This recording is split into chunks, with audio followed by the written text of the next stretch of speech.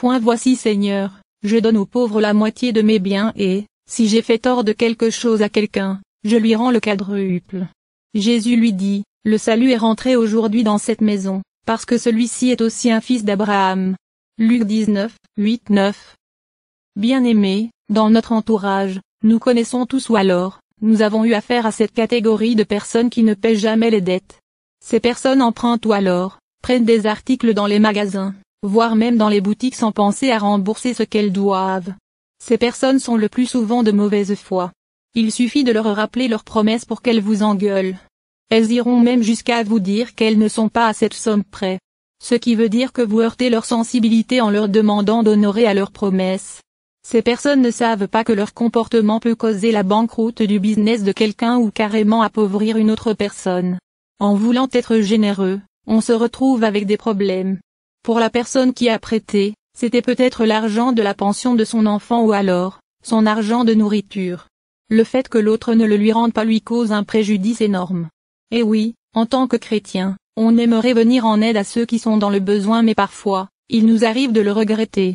Je pourrais développer ce sujet en vous donnant plusieurs autres exemples mais, le but que je me suis fixé est de vous donner de tout petits enseignements pour ne pas monopoliser tout votre temps et je vais m'y tenir. Je m'adresse maintenant à tous ceux qui vont se reconnaître dans cet enseignement, c'est-à-dire, ceux qui se démarquent négativement en empruntant et en ne payant pas.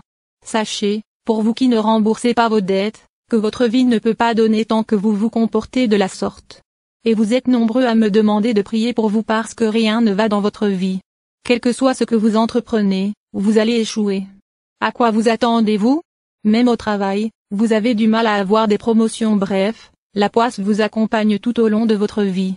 Ce qui est tout à fait normal.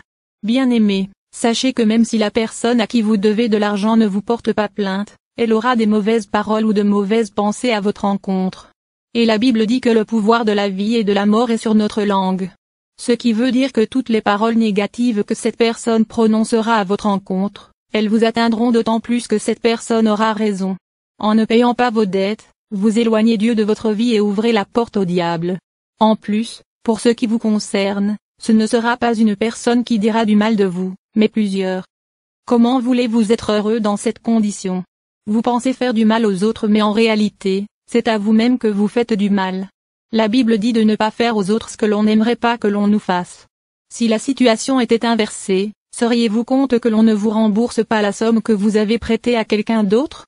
Bien-aimés, je tiens à vous dire que vous ne serez jamais heureux en vous comportant de la sorte et s'il vous arrive de ne pas réussir dans tout ce que vous entreprenez, sachez que vous êtes vous-même la cause. Revenez sur le droit chemin et faites comme Zachée, allez voir toutes les personnes à qui vous devez de l'argent et faites-leur un planning de paiement que vous devrez respecter. Si vous arrivez à payer toutes vos dettes, Dieu reviendra dans votre vie et tout rentrera dans l'ordre.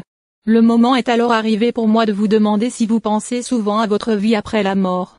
Et oui, car tout ne s'arrête pas ici sur terre. Il nous faut penser à notre éternité.